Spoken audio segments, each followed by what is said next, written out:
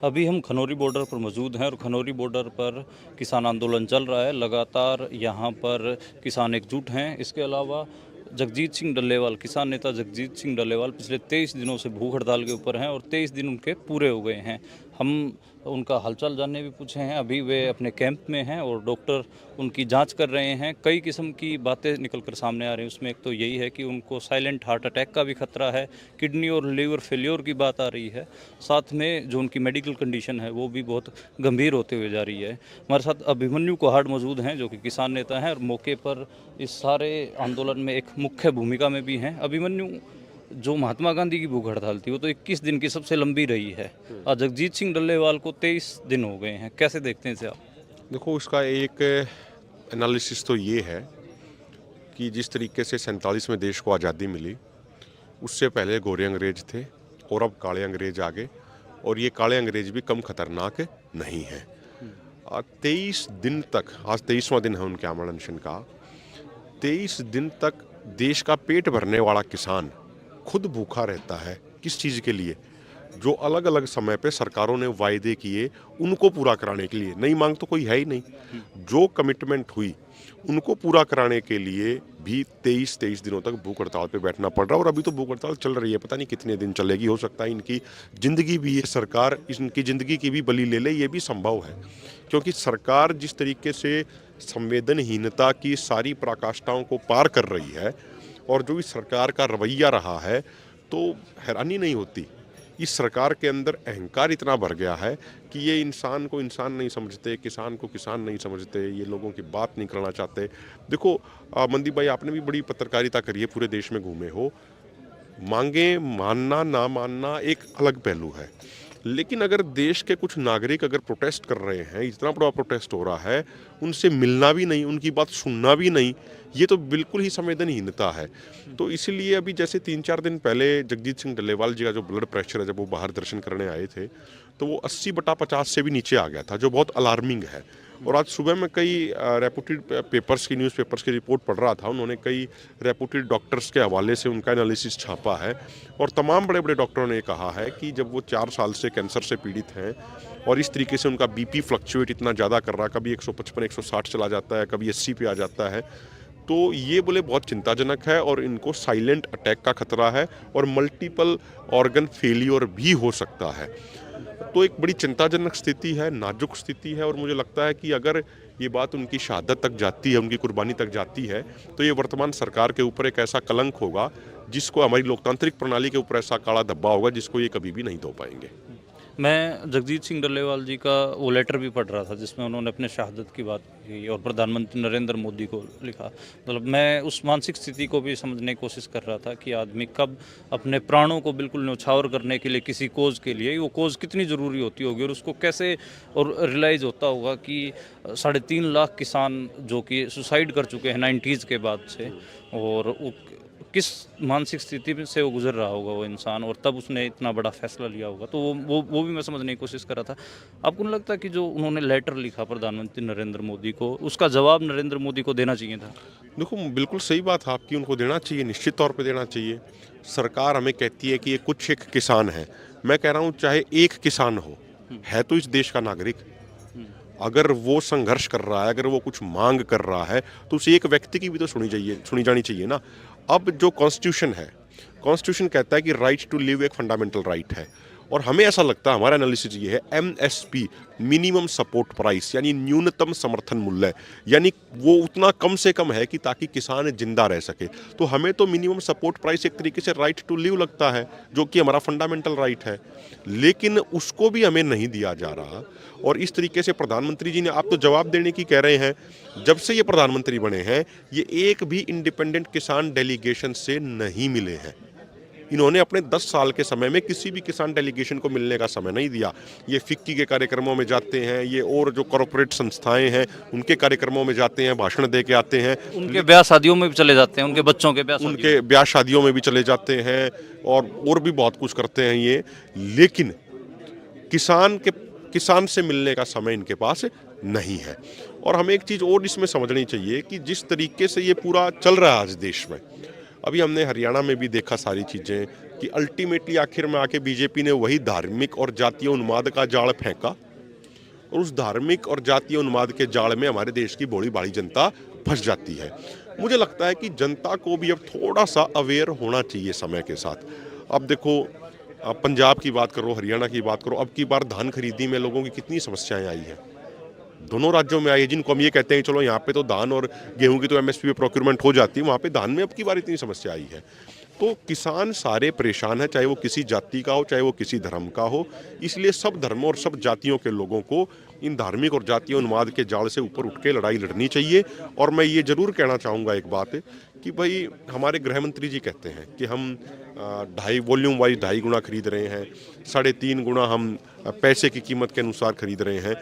लेकिन डल्लेवाल साहब ने भी उनसे जो सवाल पूछा, भाई समय के साथ प्रोडक्शन बढ़ रही है क्योंकि टेक्नोलॉजी नई आ रही है, सारी चीज़ें नई हो रही हैं। सवाल ये है कि कितना परसेंटेज पहले खरीदा जाता था और कितना परसेंटेज अब खरीदा जाता है। जो पहले रिपोर्ट आई थी कि 6% ही खरीदा जाता है, तो अब कितना परसेंट है, वो परसेंटेज बताया जाए ना। प्रोडक्शन जब बढ़ेगी तो सिंपल सी बात है, प्रोक्योरमेंट की अमाउंट भी आगे लगातार बढ़ती जाएगी। लेकिन क्या सभी किसानों को मिनिमम सपोर्ट प्राइस मिल रहा है जो कम से कम है, या वो नहीं मिल रहा है? और गवर्नमेंट कितनी संवेदनहीन है या कितनी संवेदनशील है, उसका अंदाजा हम इसी बात से लगा सकते हैं कि पिछले 4 सालों में जितना बजट वित्त मंत्रालय ने खेती मंत्रालय को दिया, उसमें से भी 1 लाख करोड़ रुपया कृषि मंत्रालय ने साल के आखिर में वापस भेज दिया वित्त मंत्रालय को कि हमारे पास खर्च करने की हमें कोई जरूरत ही नहीं है। यानी इसका मतलब तो ये हो गया कि देश के किसान इनके अनुसार बहुत खुश हैं। अगर देश के किसान इतने खुश हैं तो फिर सुसाइड क्यों हो रहा है? इन्होंने 1 लाख करोड़ रुपया वापस क्यों भेज दिया? 1 लाख करोड़ रुपया मोर देन सफिशिएंट था। बहुत सारे इकोनॉमिक एक्सपर्ट कहते हैं मोर देन सफिशिएंट था 1 लाख करोड़ रुपया एमएसपी गारंटी कानून बनाने के लिए, लेकिन सरकार गंभीर नहीं है उसको लेके। अच्छा, बीजेपी जैसे आपने धार्मिक और जातीय उन्माद की बात कही, जैसे नेशनल लेवल पे कहती है कि तो सिर्फ सिखों का आंदोलन है और सिख कर रहे हैं और खालिस्तानी है, इस किस्म का नैरेटिव बनाती है। हरियाणा की बात आती है तो कहते हैं कि ये सिर्फ जाट हैं। वहाँ तो ये जो धर्म से भी नीचे उतर के कास्ट पे आ जाती हैं, सिर्फ जाट हैं। तो ये इसको कैसे देखते हो कि जो आपके आंदोलन के खिलाफ जो एक नैरेटिव पहले बना दिया गया है, लगातार बना भी रही है नेशनल मीडिया के थ्रू कि तो सिर्फ पंजाब का आंदोलन है, सिर्फ सिखों का आंदोलन है या सिर्फ जाटों का आंदोलन है, इसको कैसे देखते हो? नहीं, मैं उनसे एक बात पूछना चाह रहा हूँ, जो लोग ऐसा नैरेटिव बिल्डअप कर रहे हैं। आज़ादी के आंदोलन में जितने लोग फांसी के फंदे पे झूले, उसमें से 92% अकेले संयुक्त पंजाब के थे। लेकिन उन्होंने लड़ाई अकेले संयुक्त पंजाब के लिए तो लड़ी नहीं, उन्होंने लड़ाई तो पूरे देश की आज़ादी की लड़ी ना। तो जो अन्य राज्यों के लोग हैं, आप बिहार की बात करें, आप पूर्वी यूपी की बात करें, वे बेचारे इतने गरीब कर दिए गए हैं सरकार की नीतियों के कारण, पहले इतने गरीब हो चुके हैं वे कि वे अगर सुबह से शाम तक काम नहीं करेंगे तो शाम को उनके घर के परिवार वाले भूखे मर जाएंगे। तो इसलिए वो उतना समय आंदोलनों में नहीं लगा पाते। अब सरकार ये चाहती है कि पंजाब हरियाणा वालों को भी उसी गरीबी की हालत में लेके आया जाए, ये सरकार का प्रयास है। बिहार वाले लोग भी बड़े परेशान हैं सरकार की नीतियों से, अन्य प्रदेशों के लोग भी बड़े परेशान हैं, लेकिन उनकी आर्थिक हालत इतनी नहीं है कि वो आंदोलन लड़ सकें। और अब हरियाणा पंजाब की थोड़ी बहुत आर्थिक हालत बची है, इसलिए ये लड़ पा रहे हैं। अच्छा, इसमें एक सवाल ये भी है कि जो आप बाकी संगठन हैं जो इस आंदोलन में शामिल नहीं हैं, उनके भी आप नुक्ते सुन रहे होंगे। उसमें जो उग्राहा जत्थेबंदी है, उग्राहा साहब कह रहे हैं कि ये पैतड़ा ठीक नहीं है भूख हड़ताल का, ये खुद मरने का वक्त नहीं है बल्कि लड़ाई लड़ने का वक्त है। टिकैत का भी आपने सुना होगा, गुरनाम चढ़ूनी का भी आपने सुना होगा। जो केएमएम किसान मजदूर मोर्चा ने जो शंभू बॉर्डर पर आंदोलित हैं, उन्होंने एक ओपन लेटर भी लिखा था कि भाई ये टाइम है एक साथ आके संघर्ष करने का। उधर से जो बाकी संगठन जो इस आंदोलन में शामिल है, उनके जवाब आ रहे हैं, उनको आप कैसे देखते हैं? देखो, मैं एक बात कह रहा हूँ, क्या इनके भूख हड़ताल के ऊपर ही सवाल खड़े कर रहे हैं। मतलब आपने समर्थन देना तो अलग बात है, सॉलिडेरिटी में आना तो बहुत अलग ही बात है। आप ऊपर सवाल और खड़े कर दे रहे हैं। कई लोग सॉलिडेरिटी देने के लिए आ रहे हैं लेकिन चालाकी से सवाल भी खड़े कर जा रहे हैं आंदोलन पर। देखो, क्या आमरण अनशन करना एक लड़ाई नहीं है? बिल्कुल लड़ाई का एक तरीका है। क्या आज़ादी के आंदोलन में लोगों ने आमरण अनशन नहीं किए? क्या महात्मा गांधी जी ने भी किए और नेताओं ने भी किए? क्या उसके बाद आज़ादी के बाद के जो सामाजिक आंदोलन हुए, क्या उनमें अनशन नहीं हुए? क्या देश के दुनिया के अन्य देशों में क्या भूख हड़तालें नहीं हुई? बड़े बड़े नेताओं ने भूख हड़तालें करी हैं। तो ये भी अपने आप में एक तरीका है। देखो, आंदोलन करने के 2 तरीके होते हैं। पहला तरीका ये है कि हम अपने आंदोलन से सामने वाले को इतना कष्ट दे दें कि सामने वाला हमारी बातों को मान ले। दूसरा तरीका ये है कि हम अपने शरीर पे इतना कष्ट, खुद के शरीर पे इतना कष्ट दे लें कि सामने वाले को मजबूरीवश हमारी बातें माननी पड़े। तो आंदोलन का तरीका ये चल रहा है। और जैसे दोनों फोरमों ने तय किया, ट्रैक्टर ट्रॉली से जाके देख लिया, पैदल जाके देख लिया, सब कुछ करके देख लिया, आगे से गोलियां चला रहे हैं, तो फिर दोनों फोरमों के नेताओं ने यही फैसला किया कि ठीक है भाई, जब इनको मारना ही है सरकार को, ठीक है, अपनी जान देने के लिए सबसे पहले हम तैयार हैं।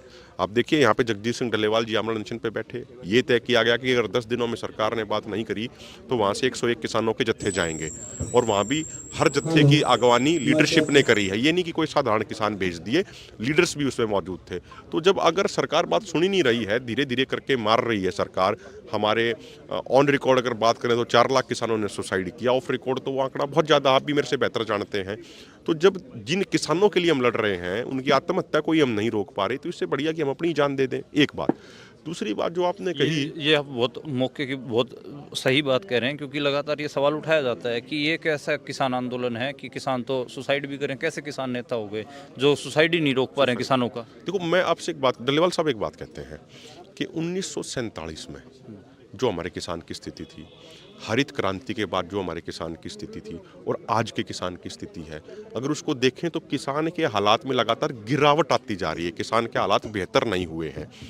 हरित क्रांति के समय प्रोडक्शन भी कम होता था, कई ज़मीन तो आपको पता ही है सारी चीज़ें, काफ़ी ज़मीन तो ऐसे पड़ी रहती थी कि यार उसमें क्योंकि इक्विपमेंट होते नहीं थे, खेती उतनी करते नहीं थे, किले में 10-12 मन, बड़ी मेहनत करके 10-12 मन गेहूँ निकलते थे, लेकिन उसके बावजूद सुसाइड उस समय नहीं होते थे। तो यूनियनें भी काम कर रही हैं, सरकारें भी ये कह रही हैं कि हम भी बहुत ज़्यादा काम कर रहे हैं, तथाकथित काम कर रहे हैं, उसके बावजूद किसान की हालत बिगड़ती जा रही है। तो इसका मतलब कहीं ना कहीं कोई गड़बड़ है ना। दूसरी बात जो आपने कहा कि कुछ लोग चालाकी से जो कुछ नेता बोल रहे हैं, वो मुझे लगता है अब जनता को समझने की ज़रूरत है। अब हम ऐसी स्थिति में बैठे हैं, हमारी जिम्मेदारी भी बनती है, वो कोई भी यहाँ पे आ रहा है तो हम सबका सत्कार कर रहे हैं, सम्मान कर रहे हैं, हमारी जिम्मेदारी भी है, हम करें भी गे, ठीक है। कहीं कोई चूक भी रह जाती है किसी के सम्मान में, किसी के सत्कार में, तो उसके लिए हम आपके माध्यम से क्षमा भी मांगते हैं।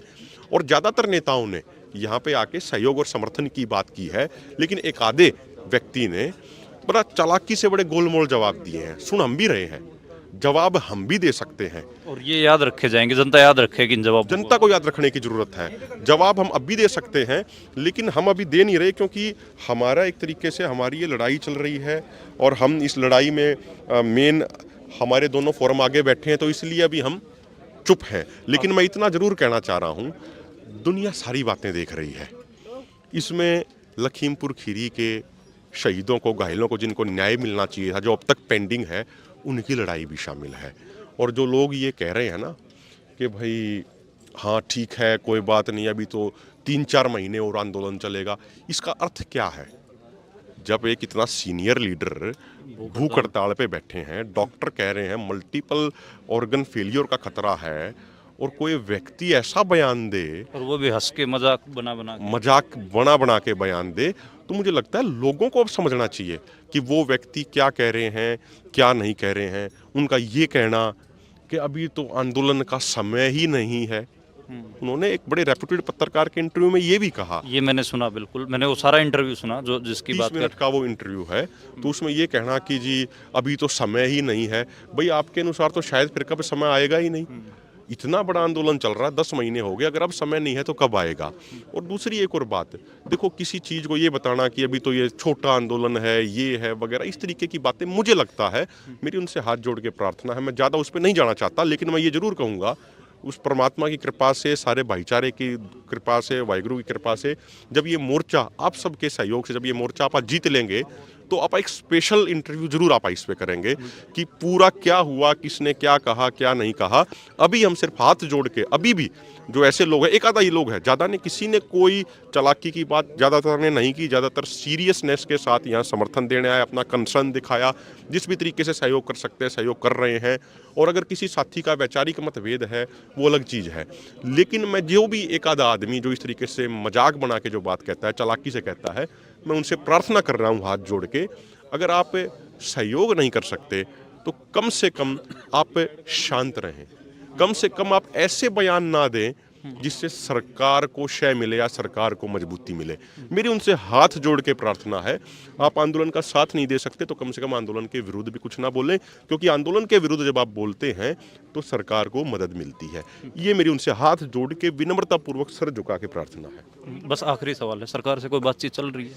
नहीं, अभी कोई बातचीत नहीं है। अभी MHA के डायरेक्टर रैंक के अधिकारी आए थे और लोग आए थे, लेकिन कोई बातचीत का प्रपोजल